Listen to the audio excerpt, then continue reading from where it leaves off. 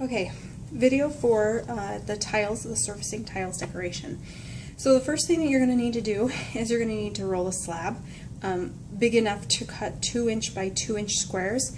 I've already done mine, and as you can see I've got a bunch of tile samples that are all the perfect size.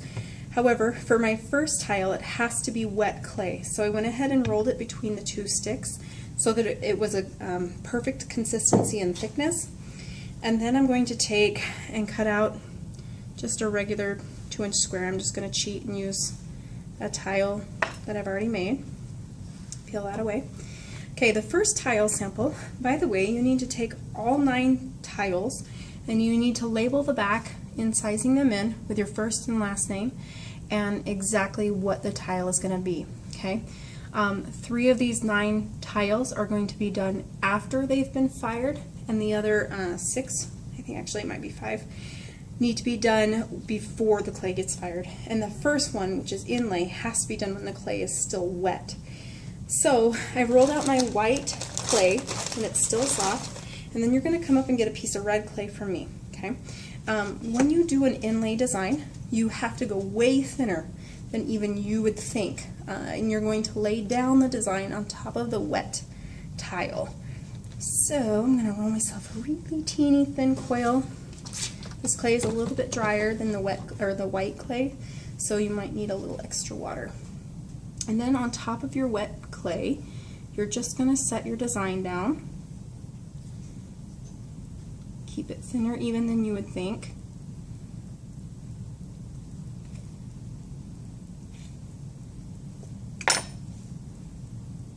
Okay.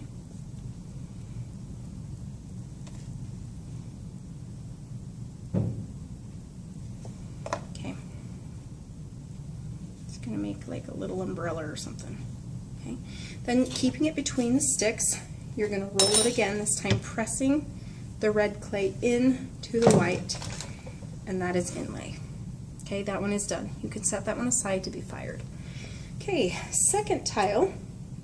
This is where you're going to take, this is called Mishima, and you're going to use one of your small loop tools from the table probably, and you're going to inscribe in a design of any kind.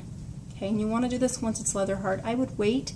If it's not dry enough, you're not going to want to do this, but you pull out enough area that you can fill with a different color slip, typically is what is used. Okay, and then once I've taken that design, you're going to come up to my desk, and this is some red slip that's been pre-mixed, and this is just one of those bulb syringes, you know, that you can use on a baby. You can buy different syringes and slip trailing tools, but these also work, just not as well. And I'm going to fill in this design right here with a different color, and then let that dry. Okay, and voila, I'm amazing, look, it's dry. Then you're going to take your metal rib tool and you're going to scrape off the top surface, and this works best once everything is completely dry. Do not get this wet. It will not work very well if you get it wet. It'll smear everywhere.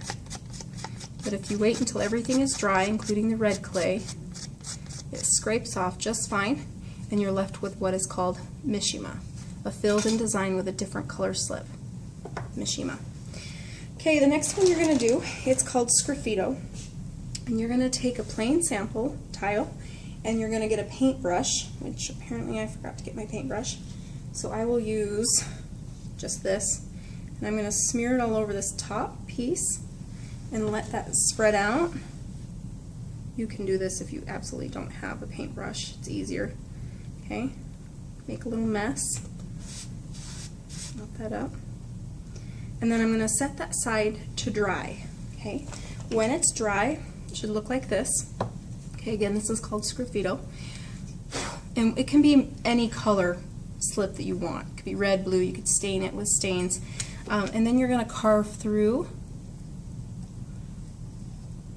the red clay to show the glaze color or the clay sample color underneath.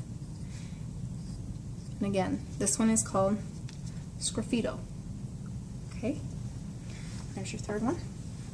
Okay, next one is called the wax, well, it doesn't really have a name. It's not that far along in its process, but you take a regular leather hard tile and you're gonna get some wax resist. Okay, this is very liquidy. It's milky white in color. And you're gonna paint a simple design onto your tile. Make it very simple for this example. And the only trick to this is to paint super, super thick. So when I paint this on, I'm leaving it bubbled up super high, as much as you can without ruining your design, basically.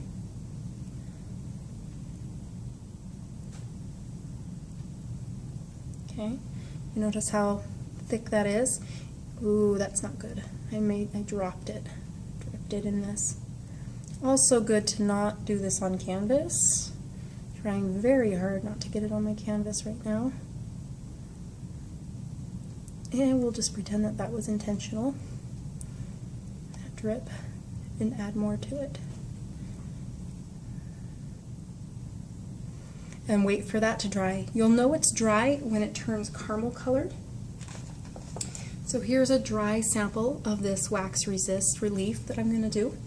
And when it's completely dry, you take, you can use a sponge for this. I prefer this little nail scrubber just because it scrubs easier. You take some water, and very careful, you don't want to break this, but you're going to rotate it in circles. And basically what you're doing is you're scrubbing off the top layers, and anywhere where the wax is, when it gets fired, it will leave that design raised so that it looks like a relief.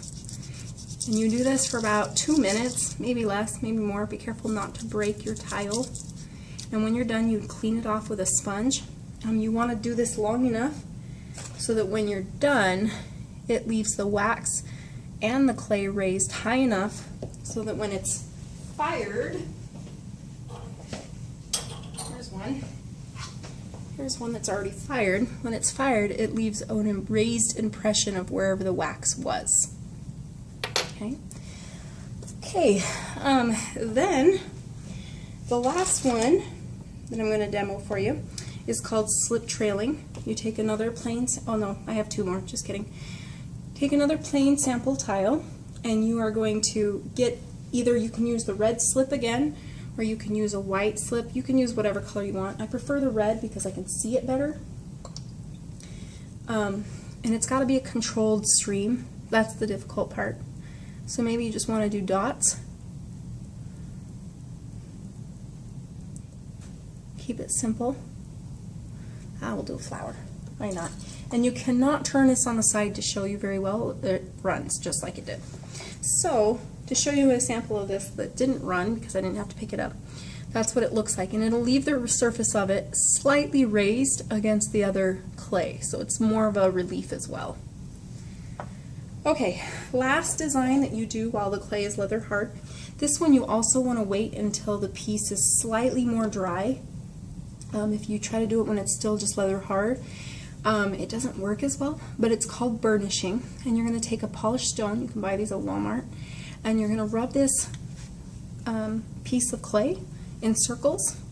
And the drier this is, but not quite bone dry, but the drier it gets, the easier and faster this goes. But what you're doing is you're compressing the clay particles on the top surface to close up the pores, and this is what they used to do before glaze was invented.